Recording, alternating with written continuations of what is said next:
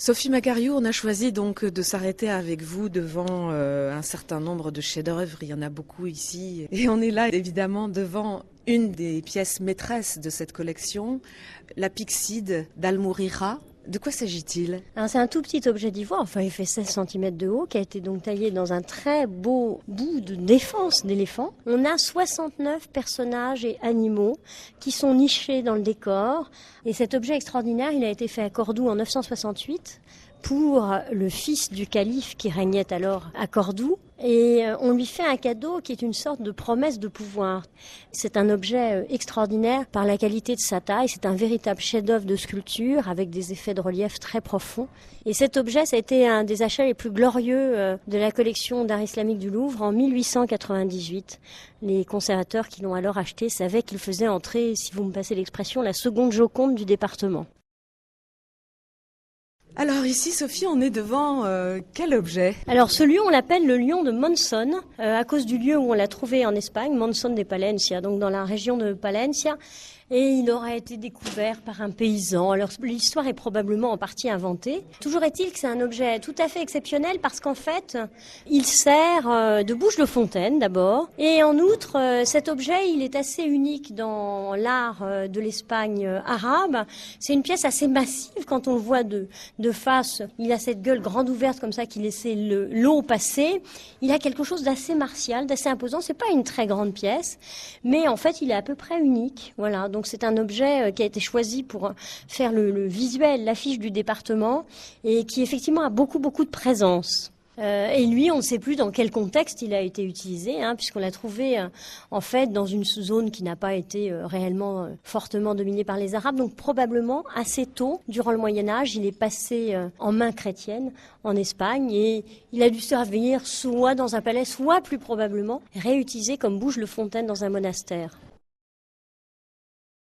Autre Joconde de votre département, Sophie Macariou, ce baptistère de Saint-Louis. Pourquoi s'appelle-t-il comme ça? Ce bassin, il a servi au baptême des enfants de la famille royale française, d'où le terme de baptistère. C'était les fonds baptismaux que l'on utilisait. Il vient de Syrie. Il est probablement arrivé en France au XVe siècle. Et il est appelé comme ça dès le XVIIe siècle. Cet objet, il a servi, par exemple, au baptême du futur Louis XIII. Et il est tout à fait extraordinaire. Il est incrusté, donc, intégralement d'argent. C'est une suite de personnages qui défilent sur ses parois. Il a une grande particularité. En outre, il a une signature sous le rebord de l'objet, incrustée d'argent, qui dit œuvre du maître Mohammed ibn Zayn. Mais cet artiste était si fier de lui, et on le comprend, qu'en outre, il a dissimulé à 5 autres reprises son nom dans des éléments du décor. Et à notre connaissance, c'est le seul objet au monde qui soit signé 6 fois par le même artiste. On est dans ce fameux Porsche mamelouk qui vient d'un palais du Caire, Sophie Macariou. Extraordinaire reconstitution due à vos équipes. L'aventure de ce Porsche, d'abord, elle commence au moment où il est construit au Caire, dans le dernier quart du XVe siècle, pour une riche demeure. Et puis, elle se termine un peu tristement par la destruction de cette riche demeure, au moment où le Caire, en fait, se modernise et où on fait des grandes percées haussmanniennes. Alors, cet ensemble est racheté par un collectionneur français, Gaston de Saint-Maurice, qui l'expédie en France en 1889 pour l'exposition universelle où il ne sera jamais remonté et on l'oublie à partir de ce moment-là. Et il a fallu beaucoup d'énergie pour arriver à comprendre intégralement comment il fonctionnait à le remonter. C'est plus de 300 morceaux. Donc tout ça, effectivement, a permis de faire entrer la grande architecture du monde islamique au sein du Palais du Louvre. Alors ça, c'est un peu le point d'orgue de l'exposition, Sophie Macariou, le clou du spectacle, ce grand mur de 12 mètres, le mur du temps, un mur de fleurs. Alors c'est en fait ce qui achève la visite. On termine avec les derniers empires, ce qu'on appelle les empires modernes du monde islamique, et à tout seigneur, tout honneur, avec l'Empire ottoman.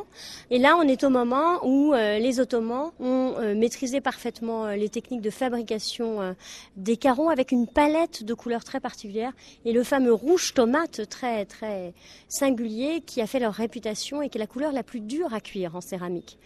Et à travers les collections du Louvre et des arts décoratifs, nous avons 3000 carreaux et je dirais nous avons pioché dans cet ensemble de 3000 carreaux pour inventer un mur qui restitue en fait l'impression architecturale que donnent ces grands décors de céramique ottomane.